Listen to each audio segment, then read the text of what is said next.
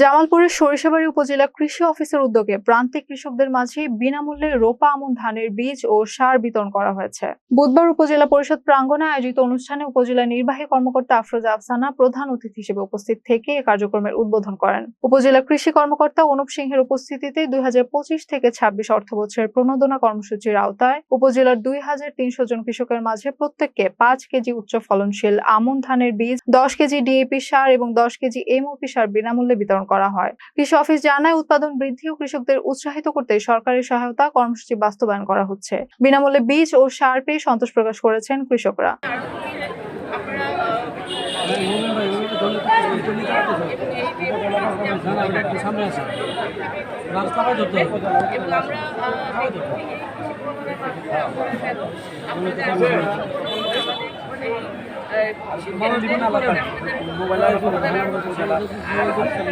কিসমত টানেন ব্যাগগুলো ইনাইছো হ্যাঁ সামনে করছে। একজন বীজ ধরেন, একজন ই ধরেন, হওয়া হয়েছে।